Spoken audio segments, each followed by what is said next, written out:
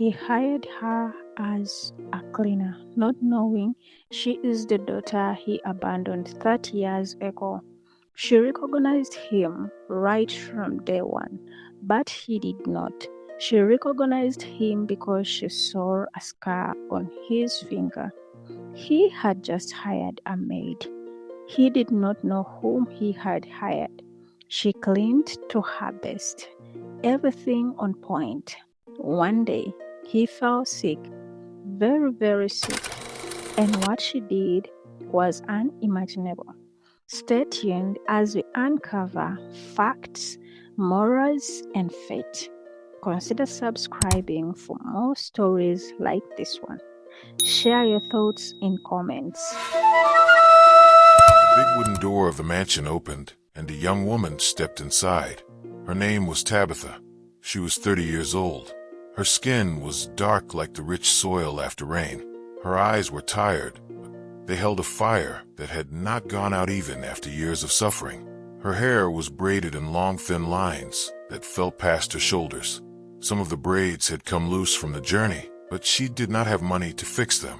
She wore a simple faded blue dress that had been washed so many times the color was almost white.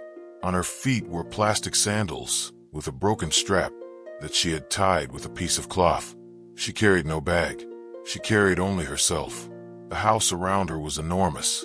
The floors were made of white marble that shone like a river under the sun. The walls were painted cream and gold. A large ceiling fan turned slowly above her head. She had never stood inside a house like this in her entire life. She grew up in a village near the river Niger, where the floors were made of hard mud and the roof was made of rusty zinc sheets that sang when it rained. But she did not look around with wonder. She looked around with something heavier in her chest. She was not here to see a rich man's home. She was here to work. A man's voice called from the next room. "Come in. Do not stand at the door like a lost chicken." Tabitha walked forward. Her sandals made a soft sound on the marble. She entered a large sitting room where a man sat on a brown leather chair. His name was Douglas. He was 60 years old. His hair was gray and cut very short against his skull. His face was long and serious, with deep lines around his mouth and eyes. He had a small scar on his right hand between his thumb and his first finger. The scar was old and white like a half-moon. He wore a flowing white agbada made of expensive fabric that did not wrinkle even when he sat. On his feet were brown leather slippers. His eyes were sharp, and they looked at Tabitha the way a trader looks at goods in a market. He did not smile. He did not stand up. He simply looked. "You are the one who came for the maid work," he said. It was not a question. Tabitha nodded. "Yes, sir." Her voice was calm, but inside her heart was beating so fast she could feel it in her throat. "Your name?" Douglas said. He picked up a small notebook from a table beside his chair. He did not look at her face as he spoke. He looked at the notebook. Tabitha opened her mouth to answer, but for a moment no sound came, because she knew this man. She had known him since she was a small girl sleeping on a mat in a village hut. Her mother had shown her a photograph many times. The photograph was old and torn at the edges. It showed a young man with a strong jaw and bright eyes standing under a palm tree. That young man was Douglas. That young man was her father. He had left her mother 30 years ago. He had left her village. He had left a baby girl who cried for him every night. That baby girl was Tabitha. And now here he was sitting in front of her like a stranger asking for her name. He did not recognize her. Of course, he did not recognize her. 30 years is a long time. A baby grows into a woman. A young man becomes old. But she recognized him immediately. Not just from a photograph, from the scar on his right hand. Her mother had told her about that scar. "Your father cut his hand on a fishing hook the day you were born," her mother used to say. "He carried you with that bleeding hand, and he laughed because he said your cry was louder than his pain." Tabitha looked at the scar now. It was still there.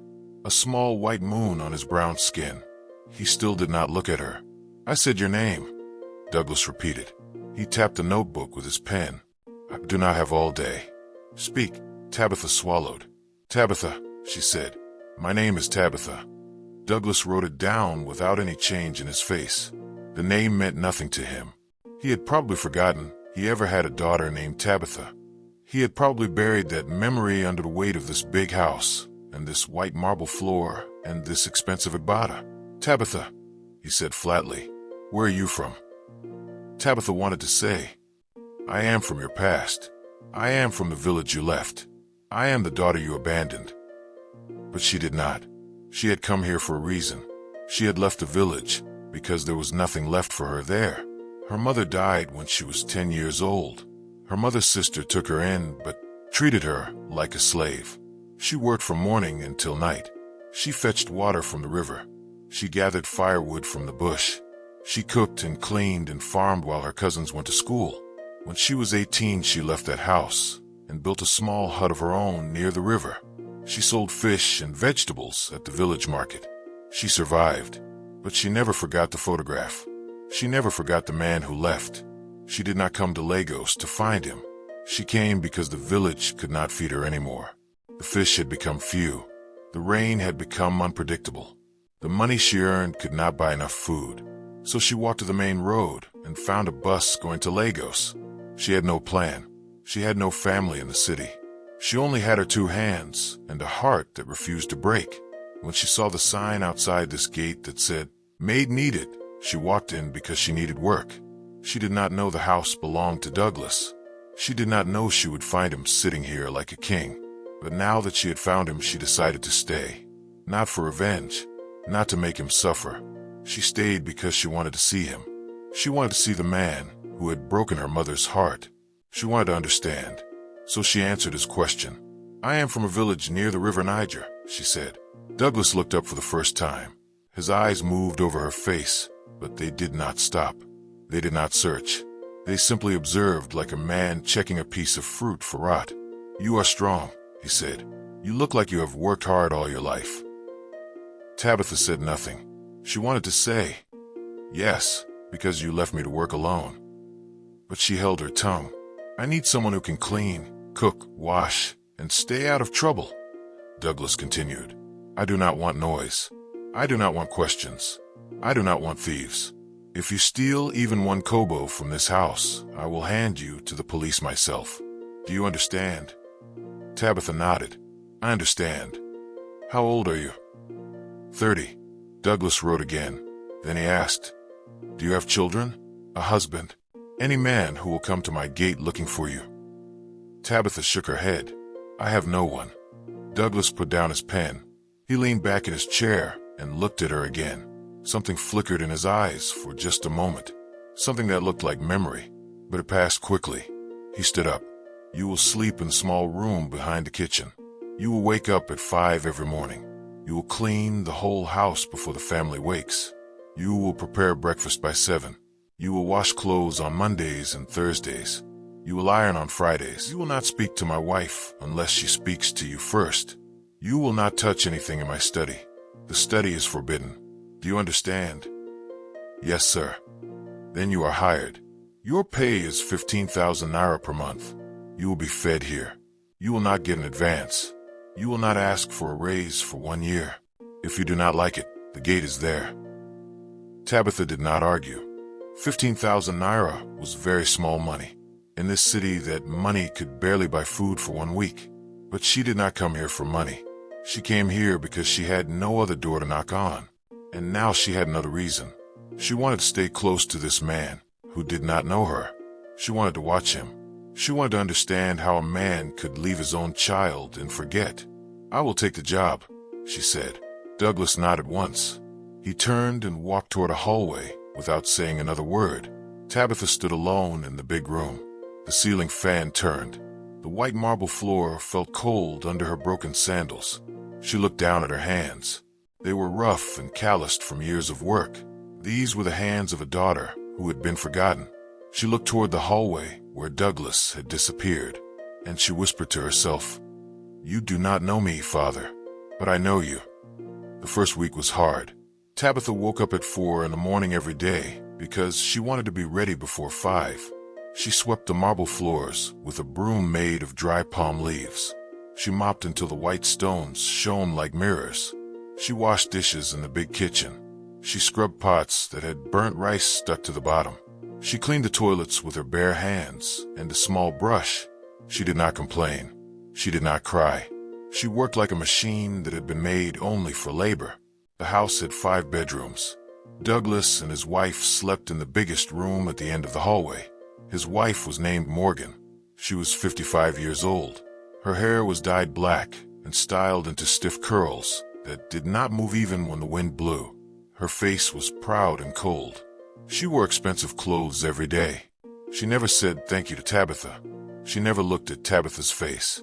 She looked at Tabitha's hands or her sandals or her dress, and then she looked away, as if seeing something dirty.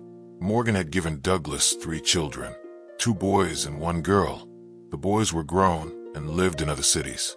The girl was named Molly. She was 25 years old. She still lived in the house because she was finishing her university degree. Molly was different from her mother. She had soft eyes and a quiet way of moving. She sometimes smiled at Tabitha when Morgan was not looking, but she never spoke more than a few words. There was something sad about Molly. Tabitha noticed it, but she did not ask. She was a maid. Maids do not ask questions. On the 3rd day, Tabitha was cleaning the study.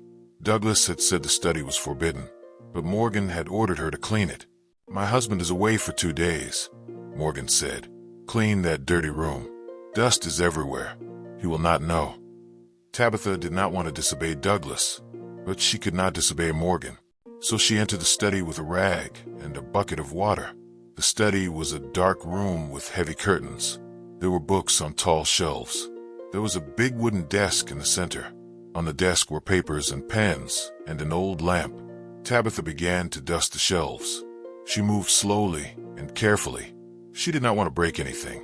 Then she saw it. Behind a stack of books on the highest shelf, there was a small wooden frame. She pulled it down gently. It was a photograph. The glass was cracked. The wooden frame was old and fading, but the image was clear.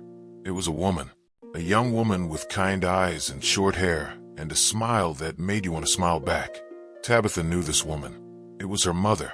It was Molly, not the young Molly who lived in this house, but the first Molly, the woman Douglas had married in the village 30 years ago, the woman he had left behind, Tabitha's mother.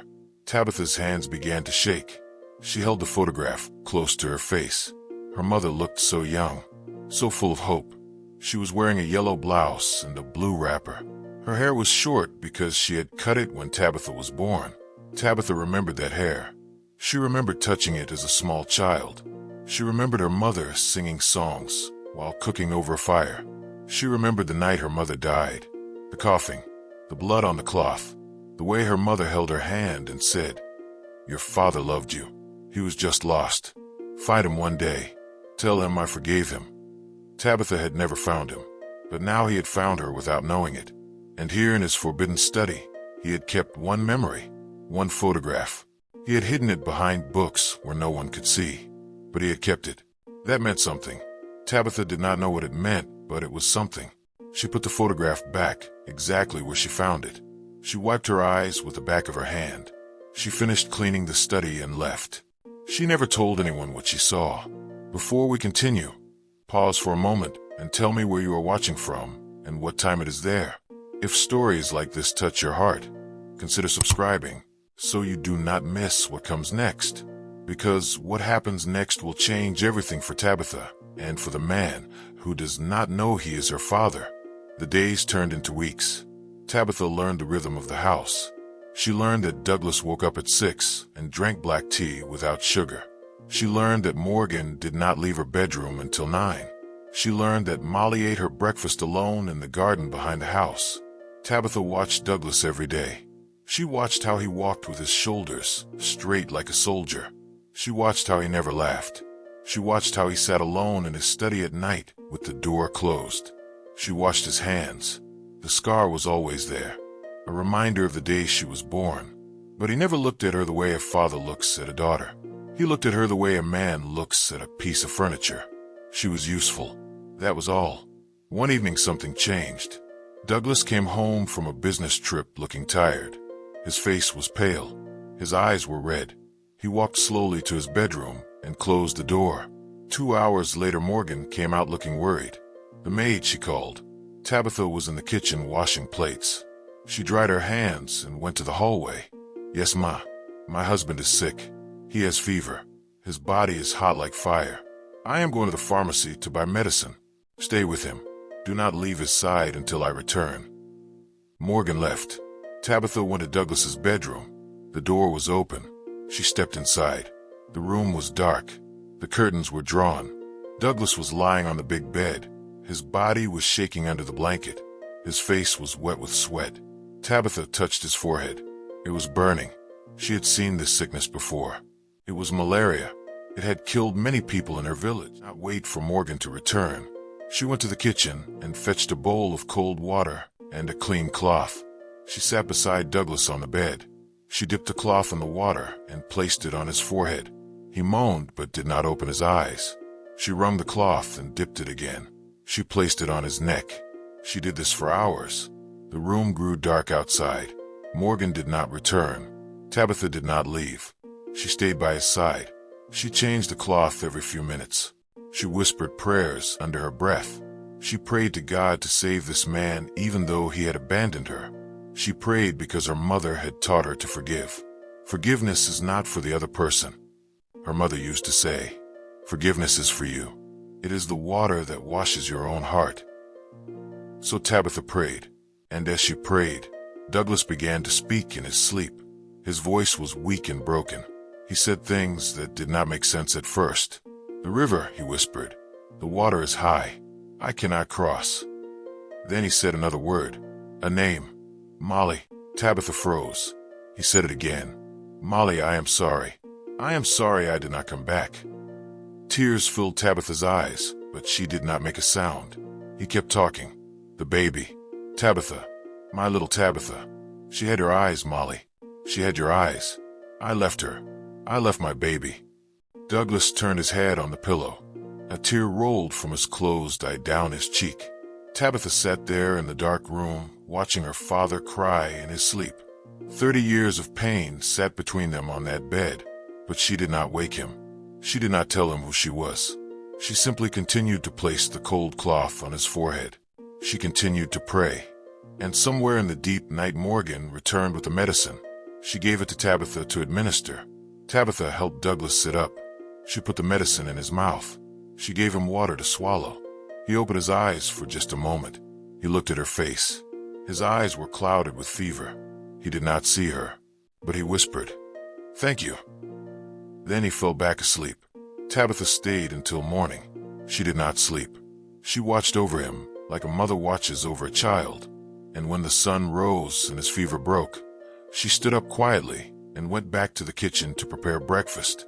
She did not tell anyone what she had heard. She did not tell anyone that the man in the big bedroom had spoken her name in his sleep. She kept it inside her heart like a secret seed. And she waited. 3 days later, Douglas recovered fully. He came to the kitchen while Tabitha was cutting vegetables.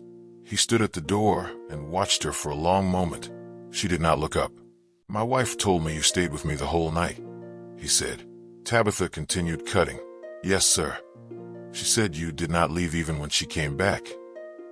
"You were very sick, sir. I could not leave." Douglas was quiet. Then he said, "Why? You are just a maid. You have only worked here for a few weeks. Why would you care if I live or die?" Tabitha stopped cutting. She put down the knife. She turned to look at him. This was the moment. She could tell him the truth. She could say, "I am your daughter. I stayed because no child wants their father to die alone." But she did not. Not yet. Instead, she said, "Because my mother taught me that every person deserves kindness, even strangers." Douglas looked at her face for a long time. His eyes moved over her features, her nose, her chin, the shape of her eyes. Something stirred behind his face, a memory trying to wake up, but he shook his head slightly, and the moment passed. "You are a good woman," he said. "Not many people like you exist in this world." Then he turned and walked away. Tabitha picked up the knife and continued cutting the vegetables, but her hands were shaking because she knew the truth would not stay hidden forever. The seed she had kept in her heart was already growing roots, and soon it would break through the soil for everyone to see. The lesson from this story is simple. A parent's mistake can hurt a child for 30 years, but a child's forgiveness can heal a parent in one moment. Time does not fix everything. Love does. If this story touched your heart, please like this video and share it with someone who needs to hear it. And do not forget to subscribe so you can see what happens when Tabitha finally tells Douglas the truth. Until next time, be kind to the people around you. You never know who they really are.